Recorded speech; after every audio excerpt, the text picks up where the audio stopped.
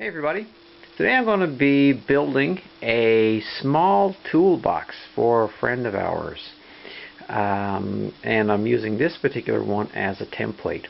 This one was actually made for me when I was 5 maybe, so it's almost 40 years old.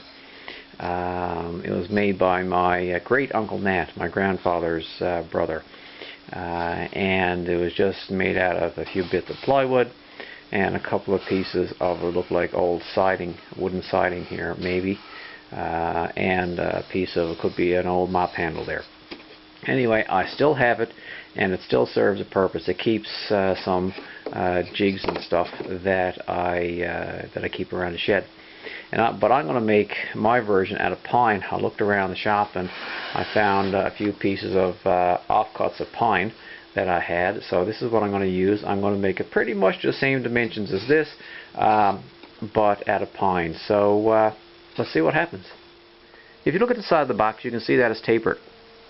So that I can keep that actual taper, I just took my square, unloosened the wheel, put it like that, and tightened it up. So I'll just transfer that particular angle to whatever power tool that I'm using to cut the wood. Here is the side of the toolbox. It's actually 7.5 inches high, and the board is 6.5 inches wide.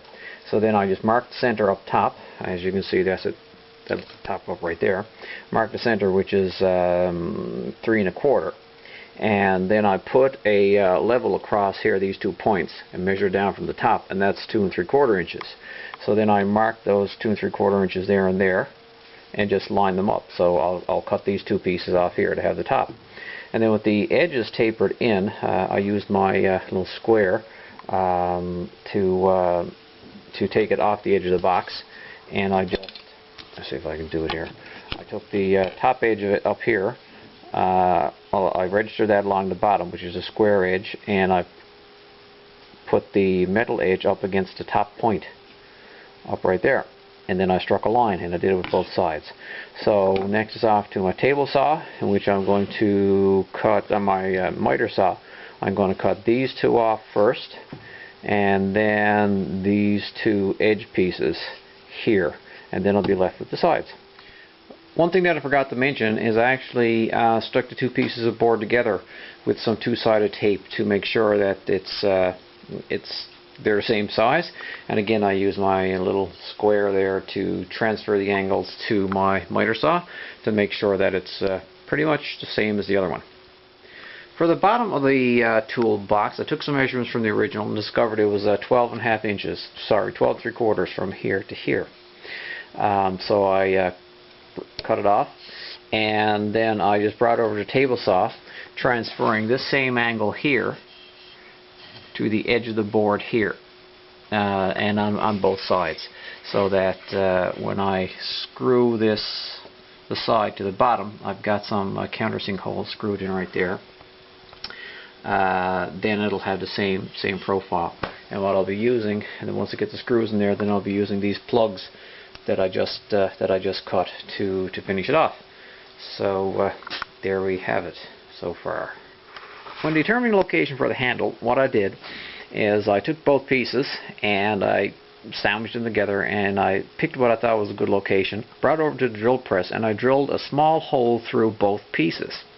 And this allowed me to number one, get the same center point for the dowel on both pieces, as well as allowed me an actual location for the center of my Forstner bits. So I drilled a little hole there. It's a countersink for the handle to make it a little bit more sturdy, and on the other side again I just drilled a countersink for the screw to hold it in.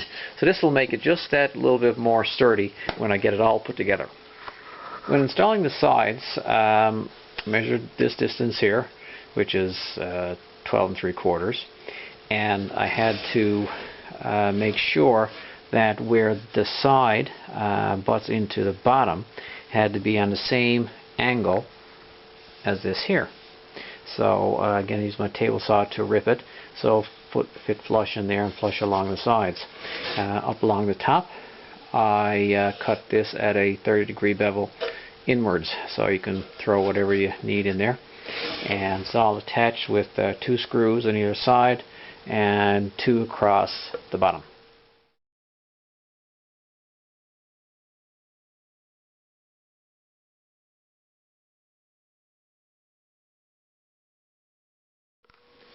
And here is the final toolbox with its, I guess its original mentor right next to it. It's the exact same height, depth, but the inside dimensions is a little less in the new one.